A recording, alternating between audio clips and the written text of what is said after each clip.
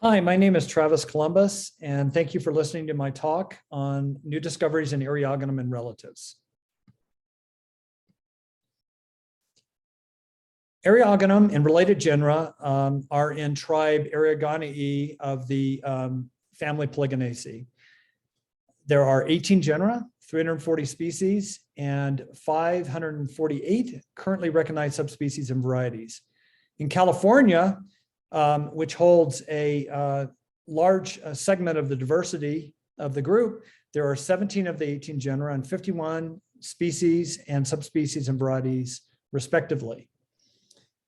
The largest genus by far is Eriogonum, with about 3 out of 4 of the species, and Coryzanthe with about 1 out of 5. That leaves only 25 species, which are positioned in 16 other genera. The tribe, with exception of Gilmania, is known for having involucres, which subtend a few to many flowers. These involucres may be ornamented in various ways, including with awns, as we'll see later. The group is very diverse. There are many lineages and taxa. There is a tremendous morphological variation: annuals, perennials, mat formers, shrubs, and the group is geographically widespread in Western North America, although many of the taxa are narrowly distributed and rare. It's also the group is found in diverse ecological settings, from coastal dunes to alpine fell fields, and there are many soil specialists which are restricted to sometimes harsh soils like serpentine. Now, my student Beth Kempton in 2012 took on a study of the entire group and sampled all 18 genera and 43% of the species, sequencing 3 molecular markers. And this was the result of her study, which was that Eriogonum, shown in black here, and Coryzanthe, shown in blue, and the other genera, shown here in red, do not form monophyletic groups. In other words, Eriogonum and Coryzanthe do not form natural lineages, and this has been shown by other more sparsely sampled studies as well. Now, the overarching goals of our studies are very general: uncover the products, the patterns, and the processes of diversification, to improve the taxonomy and, importantly, inform conservation. Our approaches are likewise fairly broad, involving field, herbarium, and lab work, comparative morphology and anatomy, taking into account geography and ecology, and looking at the evolutionary relationships through phylogenetics and population genetics, and of course, improving the taxonomy. The molecular work that we're doing is, at the moment, is called double digest restriction site associated DNA, or dd-RAD-seq. And this is a reduced representation sequencing method, which reduces a fraction of the genome, but yields thousands of loci from throughout the genome, and is relatively inexpensive, about $2,000 for 100 samples. Our ongoing studies, which I'll be talking about today, are the Oxytheca clade study and studies in Eriogonum subgenus Oligogonum. Now, in the Oxytheca clade, there are a number of members that have projections from the involucre, as you can see here, in Acanthocyphus parishii, with these terminal awns. If you look at the position of the Oxytheca clade in the overall phylogeny of the buckwheats, you find that they are found here in an early diverging clade. There are only 16 species currently known in the group, and they're all annuals. And this is the dd-RAD-seq tree there, and what that shows is the Eriogonum species in black, and the other species in blue. And one interesting outcome is that the evolution of these involucral projections, see these terminal awns here in Mucronea californica, appears to have evolved once in this particular group. Now, most of these are not distributed in Northern California, although there are populations of Oxytheca dendroidea and Herdiflorum and Spurgelinum. I want to focus a little bit on Spurgelinum because it turned out to be interesting, as you will see. And so here is Spurgelinum, the distribution of one of its three varieties, variety Redinianum, which, as you can see, is in Northern California.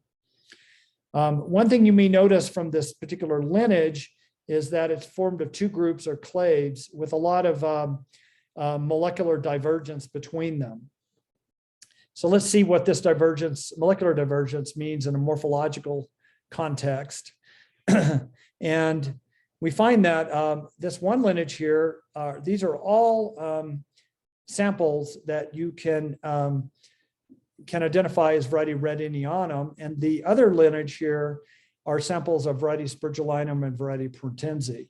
And you can also see that variety Redinianum has smaller flowers, 1.5 to 2.5 millimeter, versus larger flowers in variety Spurgelinum and variety Prutensi. There's also a habitat difference between these two that is subtle, and we found them growing very close to one another, but so far no evidence of gene exchange. So we regard variety Redinianum as its own species, apart from Spurgelinum.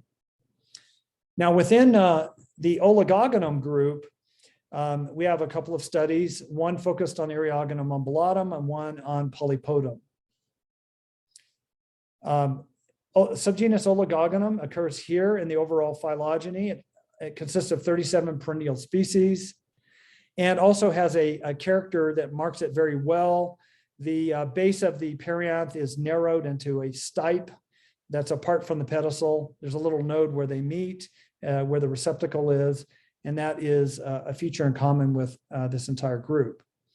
We've already done a little bit of work in the group that's published, and in this paper, Pearman et al., we sampled 16 of 37 species and 18 of the 41 varieties of undulatum. Yes, 41 varieties.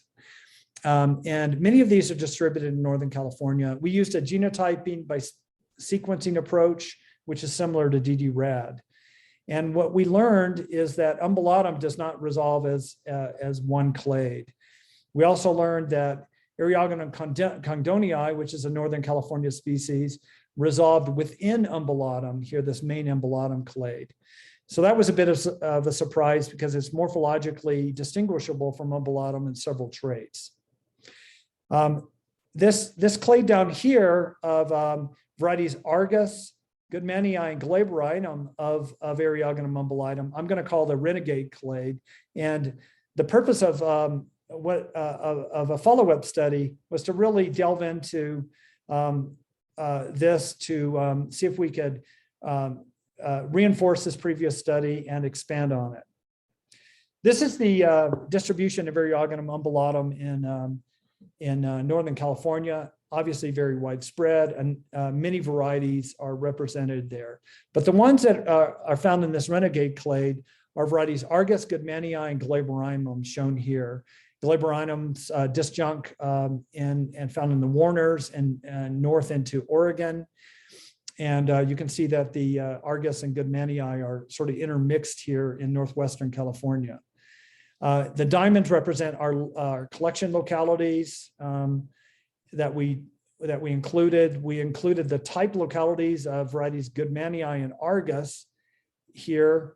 And but unfortunately, Argus has not sequenced for us yet, but we'll get that and we'll be able to assign it with some confidence. This is the tree, the unlabeled tree. I'm just going to briefly mention Ariagonal Polypodum, which is a Southern California, Southern Sierra species. And we found there that there are a series of populations that are geographically distinct and morphologically distinct from the regular Polypodum clade and represent a currently unrecognized species. However, sister to that are some species distributed in Northern California that you may have heard of or seen in the field: Incanum, Marifolium, and Diclinum, which are all dioecious, interestingly. So Diaceae in this clade have apparently evolved in the common ancestor of this group, and it strongly supported as sister to Polypodum in the southern Sierra. So I'm going to take this part of the clade away of the tree, and we're going to look at the bottom portion, which I've labeled in black with the species that are not Umbulatum. Everything else in green is identified as the specimens are identified as Umbulatum. These are Umbulatum variety Glaberrymum shown here. And the type of Umbulatum goodmanii resolves here, and some other varieties of Umbulatum can be resolved here. But the rest of these, in the rest of these areas of the tree, it's unclear what these are called. There's some preliminary evidence based on some poor sequencing of variety Argus that it may resolve here, and that's very likely. Everything in this clade may be eventually ascribed to a variety Goodmanii because the type falls there, but it's unclear. So let's look at these in comparison with the previous phylogeny, published phylogeny. You can see that there is agreement. This is this renegade clade here, and in blue is sort of the main clade of the Eriogonums. And one difference between those studies is that Condonii, which resolved within Eriogonum umbulatum in the previous study, is apart from it here. And so these samples come from different populations, and we need to follow up on this. Now, regardless of what happens here, we can't have umbulatum in two different places in phylogeny. So one of these will remain umbulatum, but we haven't sampled the type of the species yet, which was in the Rocky Mountains. So we need to do that to figure out which one of these clades should be an umbulatum clade. And the other one, therefore, would not be regarded as umbulatum, need new names. This is the distribution of these two clades. Of course, Glaberrymum is distinct, and here we have the intermixing of the Argus and Goodmanii, or these two different clades. I'm going to call this the Argus clade and the Goodmanii because I'm pretty sure this Argus will resolve there.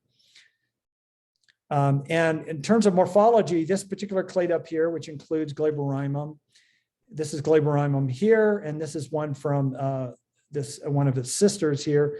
The inflorescences share this common feature of having relatively few branches that are elongate and with bracts in the middle. And in contrast, down here in these others that we sampled, this is the type of Goodmanii right here, which has more branches that are shorter and lack these bracts in the middle. And the same is true for another collection here. The inflorescences here can be compound, whereas in the Goodmanii type, they are typically simple. Here is an interesting location, which is on the border, the boundary of Siskiyou and Trinity counties, just off of Highway 3. And here we find members of these two lineages growing in sympatry. So in the upper left here is one of these from that sort of the Argus group, the renegade clade. This is a Goodmanii like member that's growing right next to it. And then along with those are umbulatum variety humistratum, as well as Eriogonum condonii. So that was a very interesting and rich site. So what are the takeaways? That genome-wide DNA sequencing is a powerful tool for lineage and species discovery. And thus far, our studies have revealed new lineages and at least 4 currently unrecognized species. We expect to see a great increase in diversity as we carry out these studies of recognized diversity. And much more work needs to be done to understand the products, patterns, and processes of diversification. Wish to thank many people, including the permitting agencies, Forest Service, field assistants, people who provided samples to us, lab assistants, and the Eriogonum Society for providing support. Thanks to all.